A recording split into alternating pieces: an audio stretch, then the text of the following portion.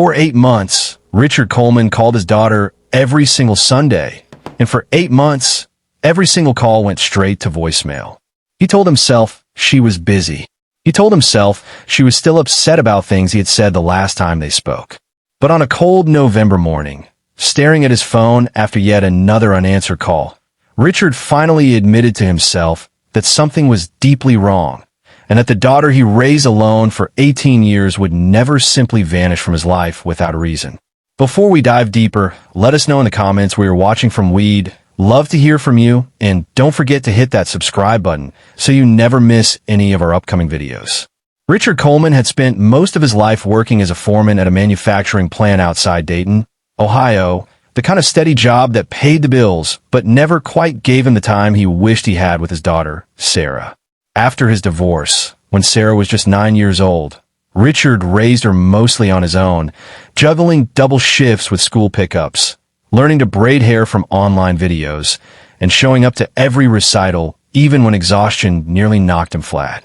He was not a perfect father. He knew that better than anyone. There were nights he came home short-tempered, holidays he missed because of overtime, and years where he leaned too hard on his daughter to understand things a child should never have to understand.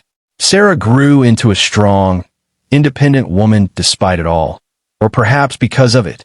She moved 2 hours away for college, met a man named Trevor during her senior year, and married him not long after graduation. Richard liked Trevor well enough at first, a charming man with an easy smile and all the right things to say at family dinners.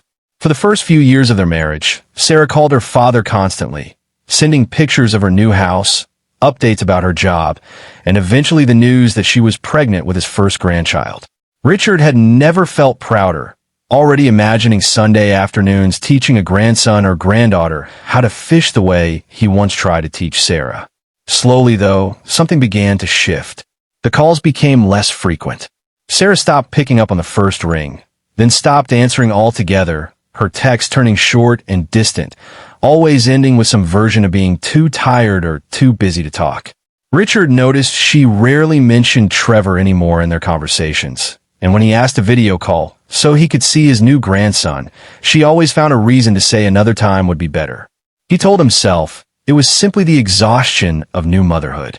He told himself every new parent pulls away for a while. He did not yet understand that the silence was not about tiredness at all.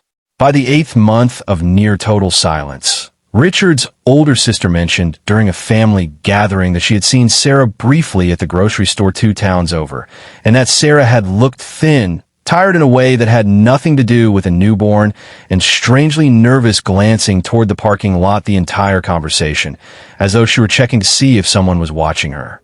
That detail sat with Richard for days, gnawing at him in a way he could not shake.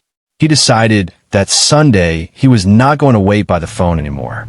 He got in his truck and drove the 2 hours to Sarah's house without calling ahead, something he had never done in the 3 years since she got married. When Richard pulled into the driveway, Trevor's car was gone, and for a moment relief washed over him, though he could not explain why. Sarah answered the door slowly, and the sight of her nearly stopped his heart. She had lost considerable weight, dark circles beneath her eyes, and when she saw it was him standing there, her expression crumbled in a way he had never seen on his daughter's face before, not even as a child. She did not ask why he came without calling. She simply stepped aside and let him in, glancing nervously toward the street before closing the door behind them both.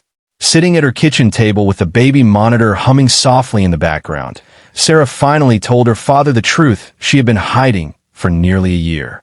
Trevor had changed after the baby was born, becoming controlling in ways that crept in so gradually she barely noticed until it was already deeply rooted. He had gone through her phone, questioned every call and text, eventually insisting she stop speaking to her family altogether, convincing her it was easier to avoid the arguments it caused between them.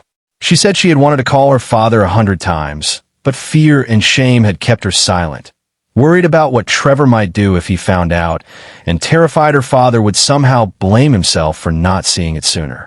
Richard sat frozen at that kitchen table, years of assumptions collapsing around him at once.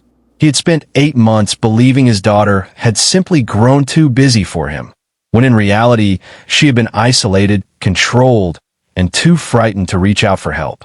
The guilt hit him harder than almost anything he had experienced since the divorce. Not guilt over anything he had done, but guilt over every time he told himself to be patient instead of trusting his instincts sooner. He reached across the table and took his daughter's trembling hands, telling her plainly that nothing that happened was her fault and that she was not going back to being silenced by anyone ever again. What followed in the weeks after was not simple or immediate. Sarah eventually left the marriage with her father's support, moving back to Dayton temporarily with her son while she rebuilt her life on her own terms. Richard took time off work he could not really afford to take, sleeping on the couch some nights so Sarah could rest properly for the first time in nearly a year, learning his grandson's routines the way he once learned Sarah's as an infant.